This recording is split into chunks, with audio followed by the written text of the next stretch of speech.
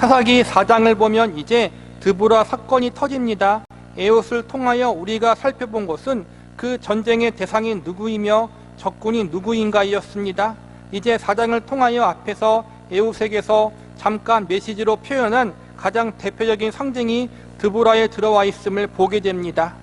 앞서서 에봇을 통해서 본 여러 가지 메시지가 있지만 중요한 것은 이스라엘 사람들을 괴롭혔던 사람들이 그들이 쫓아내지 못했던 가나안 원주민들이 결국에는 나중에 세력이 커져서 이스라엘 사람들을 괴롭혔다라는 거예요. 즉 외부의 문제가 아니라 내부의 문제였다라는 거예요. 오늘날 우리에게 이것은 어떠한 메시지를 주느냐? 우리 안에 있는 죄악의 원주민들이 우리를 괴롭힌다라는 거예요. 중요한 건 우리가 그들과 싸워야 된다는 거예요. 내 안에 있는 죄와 싸우기를 힘써 싸워야 되는데 우리가 그러지 못하고 있다는 거예요. 오늘은 드보라, 사사기 4장에 진술된 드보라 사건이 재미있는 것은 드보라는 여자인데도 대장인데 남자인 바락은 부관으로 쫓아다닌다는 데 있습니다. 드보라의 메시지는 무엇이냐 하면은 하나님의 백성이 하나님 백성답게 살지 못했다라는 거예요. 하나님 백성이 당연히 누려야 할 그런 영적인 복이 있는데 풍성함이 있는데 그러지 못하고 죄에 질질 끌리며 살아갔다라는 거예요. 드보라는 여자였잖아요. 하나님 말씀의 질서는 남자가 가장이고 남자가 지도자예요. 그런데 여기서 보면 예외적으로 드보라가 지도자가 되었어요. 이건 무엇이냐? 남자들이 그 당시 남자 구실을 못했다라는 거예요. 즉 하나님의 백성들이 하나님 백성답게 살지 못했기 때문에 그렇게 고난받았던 것처럼 남자들이 하나님이 세우신 질서로서 가장이고 지도자인데 제대로 믿음대로 살지 못했기 때문에 하나님이 여자를 쓰셨다라는 거예요. 이 드보라가 가나안 왕 야빈을 이기고 이스라엘 백성들에게 평화를 가져다 줍니다. 그런데 드보라는 여 선지자에게 바락이라는 남자 부관을 왜 붙이느냐 하는 것 역시 흥미롭습니다. 여 선지자를 쓰신 큰 이유 중 하나는 남자가 자기 일을 하지 못하고 있기 때문에 여자라도 불러 쓰셨다는 이야기입니다. 전쟁에 여자가 나서야 할 만큼 이스라엘의 형편은 개판이었습니다. 왜 여기다 바락을 붙이는지 아십니까? 이때 이스라엘 백성들이 얼마나 쓸개가 빠져 있었는가 하면 드보라가 바락에게 여호와의 명령이다 하고 명령을 내립니다. 하나님께서 가나안 왕 야빈을 우리에게 붙였느니라. 너는 가서 싸워서 그들을 이기도록 하라. 우리가 읽은 곳에서는 드보라의 명령을 듣고 바락이 무엇이라 합니까? 그는 하나님을 의지하는 것이 아니라 당신이 간다면 저도 나서겠지만 당신이 안 간다면 저도 안 갑니다. 바락은 기껏 누구 하나 의지하고 일을 하는가 하면 드보라라는 여자 하나 믿고 하는 것입니다. 드보라는 하나님을 섬기는데 바락은 드보라를 믿고 일합니다. 성서가 지적하는 일은 이 처절하기 짝이 없는 고수의 손가락을 보십니까? 실감이 안 나면 히브리서 11장을 보십시오. 이 수상에서 남자들이 읽기에는 낯뜨거운 사건이 나옵니다. 11장 32절입니다. 내가 무슨 말을 더하리오? 기드온, 바락, 삼손, 입다와 다윗과 사무엘 및 선지자들의 일을 말하려면 내게 시간이 부족하리로다. 히브리서 11장은 우리가 잘 아는 대로 믿음의 장이라고 합니다. 현대로 말하면 명예의 전당이라고 합니다. 이 전당에 헌납된 이름 중에는 고개가 끄덕여지는 사람도 있고 아닌 사람도 있습니다. 기드온은 고개가 끄덕여집니다. 그런데 바락이 들어있는 것에 다소 의아합니다. 기드온, 바락, 삼손, 입다, 다윗, 사무엘에서 다윗과 바락을 같은 선상에 놓고 있습니다. 누가 들어가야 옳습니까? 드보라가 들어가야 옳은데 왜 바락을 넣었을까요? 제 고집인지 모르지만 제 눈에는 이렇게 보입니다. 히브리인만큼 즉 이스라엘 민족만큼 남자의 위치를 제대로 알고 있었던 민족은 없습니다. 불쾌한 쪽으로 생각하지 마십시오. 남자가 여자의 머리라는 것은 등급이 높다는 것이 아니라 질서가 그렇다는 것입니다. 삼위일체를 이야기할 때 성부, 성자, 성령 세 분 하나님 중에 누가 더 높습니까? 이 질문에 대해 우리는 그것을 높다고 하지 않습니다. 삼위일체입니다. 질서상 성부 하나님이 언제나 대표로 나옵니다. 부부에서도 남편 질서상 가정의 대표자입니다. 남편의 이름이 있는 곳은 언제나 써있지 않아도 아내의 이름이 같이 들어가 있는 것입니다. 성서가 말하는 동등되다라는 개념입니다. 여자가 나타난 이때는 언제나 남자들이 몽땅 죽지 않고서는 여자가 나오지 않은 법입니다. 히브리서 11장을 기록하면서 드보라가 사사로서 맹활약을 펼쳤음에도 불구하고 드보라를 대표를 삼지 않고 바락을 대표자로 삼았습니다. 그런데 우리가 살펴본 바락은 하나님을 믿고 쫓아가는 것이 아니라 드보라를 믿고 쫓아갑니다. 드보라 치맛자락만 붙잡고 따라다닙니다. 성서의 이 부분만큼 우리에게 좋은 조명을 주는 장면은 없습니다. 즉 이런 말씀을 하시려는 것입니다. 사사기 4장에 나타난 드보라 사건을 통해서 하나님은 이스라엘 백성들에게 내가 너희를 치고 있는 가나안 왕 야빈을 무찌르려고 마음만 먹으면 여자의 손으로라도 무찌를 수 있다라고 지적하시는 것입니다. 그것을 복이라고 생각하십니까? 하나님이 계속 왜 가나안 원주민들을 들어서 이스라엘 백성들을 괴롭히게 하시는가? 그 이유를 이스라엘 백성들이 알아야 하는데 자꾸 모르고 뭐예요? 자꾸 더 이방신을 찾아가는 거예요. 바알 찾아가고 아세레를 찾아가고 도와주십시오, 이기게 하십시오, 헛발질을 하고 있다는 거예요. 그래서 하나님이 이제는 이스라엘 민족이 남자에 대한 자부심이 강한 민족이란 말이에요. 하다가 그들이 못 깨달으니까 이제는 여자를 쓰시는 거예요. 여자 드보라. 그러니까 이스라엘 백성들의 자존심을 구기게 하신 거란 말이에요. 너네가 볼 때 힘없어 보이는 그 여자 여인을 들어 써야겠다. 그 여자를 들어서도 내가 적들을 물리칠 수 있다. 하물며 너희들이 왜 지금 내가 여자를 들어 물리칠 수 있는 그 적들과 싸우지 못하고 있느냐? 너희 믿음의 형편이, 너의 삶의 모습이 지금 그렇게 형편이 없기 때문에 그런 것이다. 그걸 지금 알려주고 있는 거란 말이에요. 드보라를 들어서 쓰시는 하나님의 그 분통 터지는 마음을 우리가 명심해야 할 것입니다. 바락은 나가지만 가나안 왕 야빈을 바락이 죽이지 못하도록 해놓습니다. 무엇을 뜻하기 위해서일까요? 바락이라는 사람이 죽여서는 안 되는 일입니다. 드보라가 죽이지도 않습니다. 그저 어떤 한 이름 없는 여인이 죽입니다. 누구를 죽이는가 하면 이스라엘 백성들을 여태껏 괴롭히던 그 무섭고 무시무시한 적군의 왕을 이름 없는 한 여인이 마치 드라큘라를 죽이듯 관자놀이에다가 장막치는 말뚝으로 박아 죽이고 맙니다.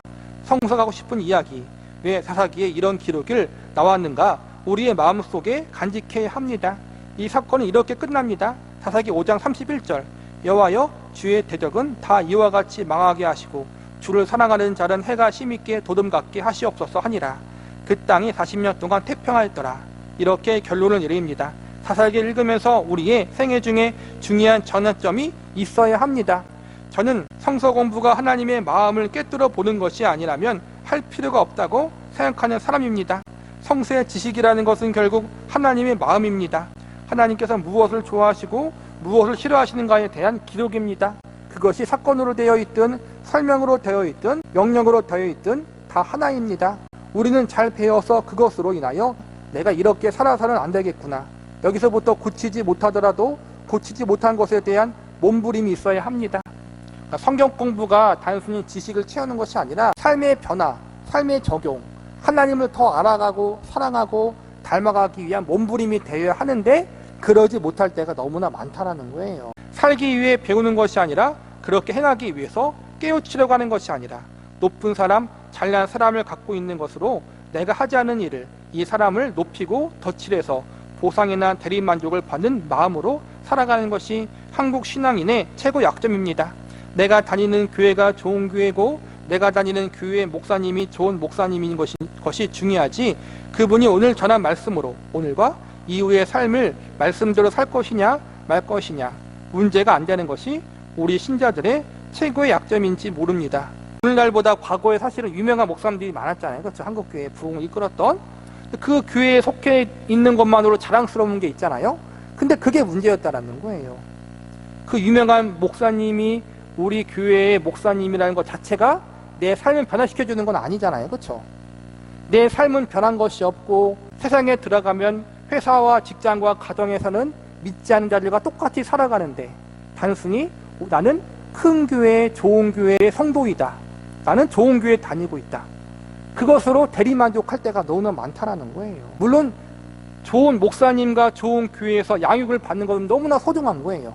그런데 거기서 말 그대로 말씀을 통해 양육을 받는 건 중요한데 그냥 그 양육 받는 것 자체만으로 나에게 뭔가 나는 변한 것이 없는데 그것이 내 믿음인 것처럼 착각하면 안 된다는 거예요. 모세가 만일 뛰어난 믿음의 일꾼이라면 우리는 희망이 없습니다. 그 사람이 뛰어난 천재가 아니어야 희망이 있지, 신성적으로 하나님 편에 선 자라면 어떻게 우리가 돌이켜 그 자리를 쫓아가겠습니까? 우리가 모두 모세가 되지 않을 것입니다. 이미 기도원도 안 할 것입니다. 무엇을 할 것인가 하면 잘난 족보를 가지고 있을 뿐입니다. 우리 아버지, 우리 선조 성소에 있는 우리 몇십 대 할아버지께서 이런 일을 하셨다고, 이 족보를 우리는 들고 다니면서 자신을 치장하고 있지. 내가 그렇게 살 준비나 연구를 하는 사람이 아니라는 데에 대해서 깊이 음미해 주셨으면 좋겠습니다. 그러니까 이스라엘 백성들의 고질적인 문제가 나는 믿음의 조상에서 태어났다라는 거예요. 그러니까 믿음의 조상 아브라함이 자기들의 자랑이고 믿음의 왕 다윗이 자기들의 자랑이었어요. 자랑은 좋아. 근데 문제는 뭐예요? 자기들은 그렇게 살지 않는다라는 거예요. 내가 그렇게 살아야지. 내가 믿음의 가문이 3대고 4대고 믿음의 조상을 가졌다는 것은 선한 영향력을 받을 수는 있겠지만 내가 하나님 앞에 예수님 앞에 믿음으로 살지 않으면 소용이 없다라는 거예요. 근데 우리가 그러고 있다라는 거예요. 아까 말한 것처럼 나는 좋은 교회 다니고 좋은 목사님 안에 설교를 듣고 있고 그걸로 만족하고 대리만족하고 있다라는 거예요. 하나님이 원하시는 것은 대리만족이 아니라 내가 변하고 내가 성장하고 내가 성화되는 거란 말이에요. 우리가 그렇게 살아야 할 문제라면 우리는 일부러라도 아브라함은 믿음의 사람이 아니었어야 합니다. 모든 사람은 야곱 같아야 합니다. 전부 그래야만 합니다. 그래야만 우리에게도 희망이 있습니다. 제가 너무했으니까 성서는 바로 이 문제를 이렇게 우리에게 제시하고 있기 때문입니다. 의인은 없나니 하나도 없다. 모두가 다 죄인이라고 합니다. 이제 성서가 언제나 인간을 향하여 하는 첫 번째 선언입니다. 우리는 모두 태어날 때부터 본질상 진노의 자녀이고 다 죽어 마땅한 자라고 합니다. 죽어 마땅한 그 범죄 속에는 모세도 아브라함도 그 누구도 다 들어있습니다. 미화하지 마십시오. 그처럼 살지 않으려고 하기 때문에 미화됩니다. 우리가 지적받아야 하는 것은 오늘도 이 사건입니다. 드브라를 가지고도 하나님은 일을 하셨다는 것입니다. 이런 의미에서 바락은 말하자면 모든 백성의 상징입니다. 하나님이 드브라를 선전하기 위해서도 아니고 에웃을 선전하기 위해서도 아니고 그의 목표는 이스라엘 백성들입니다. 즉 자기의 택하신 자녀들입니다. 드브라를 써서 에웃을 써서 그들을 훌륭하게 만들려고 하는 것이 하나님의 목적이 아니라 그들을 들어 쓰시는 하나님은 동일하게 이스라엘 백성들, 하나님의 모든 백성들을 들어서 쓰시고 싶다는 것을 알려주고 싶었다는 거예요. 그러니까 드브라를 보고 에옷을 보고 대리만족하지 말고 자랑하지 말고 너희가 그들처럼 하나님 앞에 쓰임받는 사람이 되어야 한다. 그걸 알려주고 있다는 거예요. 하나님께서 오늘날 어떤 사람을 이루는가는 무의미합니다. 누구를 드시든지 궁극적인 목표는 우리 때문에 누구를 들기도 하고 두들겨 패기도 합니다. 이 문제를 오해하면 아무것도 안 됩니다. 고린도전서 3장 5절에 보면 그런지 아볼로는 무엇이며 바울은 무엇이뇨 저희는 주께서 각각 주신 대로 너희로 하여금 믿게 할 사역자들이니라. 나는 심었고 아볼로는 물을 주었으되 오직 하나님은 자라나게 하셨나니 그런즉 심는 이나 물 주는 이는 아무것도 아니로되 오직 자라나게 하시는 일은 하나님뿐이니라. 심는 이와 물 주는 이가 일반이니 각각 자기의 일하는 대로 자기 상을 받으리라. 우리는 하나님의 동역자들이요 너희는 하나님의 밭이요 하나님의 집이라. 이 말씀을 오해하는 사람이 많습니다. 우리는 하나님의 동역자들이요 너희는 하나님의 밭이요 하나님의 집이니라고 하셨으니까 우리가 높다 그렇게 이야기하면 안 됩니다. 목표가 어디에 있는가를 보십시오. 밭과 집이 하나님의 목표입니다. 집을 짓기 위하여 미장이를 불러오고 건축가를 불러오는 것입니다. 얼마나 유명한 설계사를 불러오는가는 집을 얼마나 아름답게 짓겠는가 하는 그 열심입니다. 어느 곳에 괜찮은 목사가 있습니까? 어느 곳에 괜찮은 교회가 있습니까? 어느 곳에서 괜찮은 말씀을 읽었습니까? 그것이 굉장한 것이 아닙니다. 도대체 왜 그것들을 동원하는가 하는 것입니다. 바로 우리를 위해서입니다. 사도 바울이 중요하고 아볼로가 중요한 것이 아니라 하나님이 왜 그들을 세우셨는가가 중요하다라는 거예요. 왜 그들을 세우셨어요? 하나님의 밭이요 하나님의 집인 하나님의 백성들을 바르게 세우기 위해서 그들을 세우셨다라는 거예요. 왜 훌륭한 목사를 세우고 좋은 교회를 세우고 좋은 하나님 말씀을 선포하게 하셨어요? 그 교회와 목사를 높이는 것이 아니라 그 안에 속한 하나님의 백성들, 하나님의 성도들을 바르게 양육하고 세우기 위해서 그랬다라는 거예요. 그게 바로 우리들이잖아요. 우리가 하나님 앞에 바르게 세워져야 한다라는 거예요. 그게 하나님의 목적이라는 거예요. 최고의 목표는 성도인 우리들입니다. 우리가 하나님의 자녀입니다. 우리를 위해서 어느 곳에서 어떤 목사를 키우고 훈련시킵니다. 그러니까 그렇게 목사님들이 힘들게 신학 공부하는 이유가 성도들을 잘 양육하기 위해서라는 거예요. 하나님의 사람으로. 목사는 여러분 옆에서 하나님 앞에 하나님을 바르게 섬기고 하나님을 바르게 알고 하나님을 닮아갈 수 있는 사람으로 만들기 위해서 옆에서 돕는 사람이라는 거예요. 목사가 군림해서 목사가 뭘 대접받는 것이 아니라 여러분 한 사람 한 사람이 하나님 앞에 바로 세우기 위해서 옆에서 돕는 가정교사라는 거예요. 남을 자꾸 두들깁니까? 우리 목사는 어떻고 저 목사는 어떻고 어디서 성서의 어떠한 비밀을 깨닫고 다 무의미합니다. 그것은 다 우리들에게 복 주기 위해서 하나님께서 지금 동원하는 열심이요 사랑이요 쏟아부으시는 복들이 아닙니까? 하나님은 나를 위해서 어떠한 일 행하셨는가를 기억하라는 거예요. 영적으로는 예수님의 생명을 우리에게 주셨고, 지금 말하는 것은 대한민국에서는 얼마나 훌륭한 신앙적인 유산들이 많아요. 정말 많아요. 미국 다음으로 많아요. 신앙의 유산들이 많다라는 거예요. 내가 하나님을 바르게 섬길 수 있는 신앙적 유산이 다른 나라에 비해서 많다라는 거예요, 여러분. 우리나라는 다 누구나 읽기 쉽게 성경책이 번역되어 있고 누구나 성경책이 다 볼 수 있잖아요, 여러분. 그렇잖아요. 인터넷만 쳐도 다 나오잖아요. 그리고 훌륭한 목사님들의 설교가 있고 역사적으로 훌륭한 목사님들의 설교가 한국어로 번역되어 있고 우리는 그러한 나라 안에 살고 있다는 걸 감사하는 거예요. 이 모든 것이 뭐예요? 나를 하나님의 사람으로 만들기 위한 하나님의 열심이라는 거예요. 그런데도 하나님의 주까지 서서 우리에게 이렇게 밥상을 차려줬는데 우리는 계속 군것질만 하고 있다는 거예요. 정말 그래요. 저는 정말 한국교회가 보면은 너무나 훌륭한 유산들이 많아요. 정말 마음만 먹으면 배울 수 있는 게 너무나 많다라는, 한국교회에는 좋은 신학 교수님들과 목사님들이 쓴 책들이 너무나 많다라는 거예요. 그것만 봐도 우리가 충분하게 하나님 앞에 믿음으로 바로 설 수 있는 그러한 걸음들이 될 수 있는데 우리는 딴짓하고 있는 게 너무나 안타깝다라는 거예요. 정말 저도 그래요. 그런즉 누구든지 사람을 자랑하지 말라. 만물이 다 너희 것임이라. 이래도 못 깨닫는다면 더 이상 성서 공부하러 다니지 마십시오. 너희는 사람을 자랑하지 말며 만물이 다 너희 것임이라. 말하자면 여러분들은 하나님의 자녀이고 저는 가정교사라는 말입니다.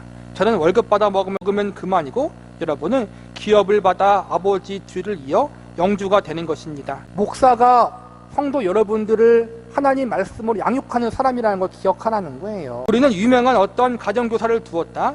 이런 말은 무식한 말입니다. 그것이 무슨 자랑입니까? 고린도전서 3장 21절에 그런즉 누구든지 사람을 자랑하지 말라. 만물이 다 너희 것임이라. 바울이나 아볼로나 게바나 세계나 생명이나 사망이나 지금 것이나 장래 것이나 다 너희의 것이요 너희는 그리스도의 것이요 그리스도는 하나님의 것이라. 이렇게 악을 써도 모르겠다면 나도 모르겠습니다. 즉 하나님이 저와 여러분 성도들을 하나님의 사람으로 세우기 위해서 하나님을 알아가고 하나님을 사랑하고 하나님을 닮아가는 자로 세우기 위해서 열심을 내고 있다는 거예요. 그래서 훌륭한 목사를 세우고 교회를 세우고 여러 가지 좋은 신앙적인 양분들을 준비하고 있는데 우리는 그것을 받아먹지 못하고 자꾸만 딴지만 하고 있다는 거예요. 그런 부분을 조심하라는 거예요. 하나님의 관심은 늘 여러분에게 있다는 거예요. 여러분이 하나님을 더 알아가고 닮아가는 사람으로 세워지는 것을 하나님은 기대하고 있고 바라고 계시고 그것을 위해서 지금도 일하고 있다는 거예요. 그만큼 여러분이 소중한 존재다. 그 하나님의 기대에 맞춰서 우리 어떻게 해야겠어요?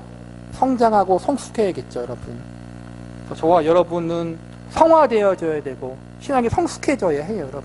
쉬운 건 아니지만 이 부분에 대해서 우리가 믿음의 선한 싸움을 싸워가면서 몸부림을 치라는 거예요.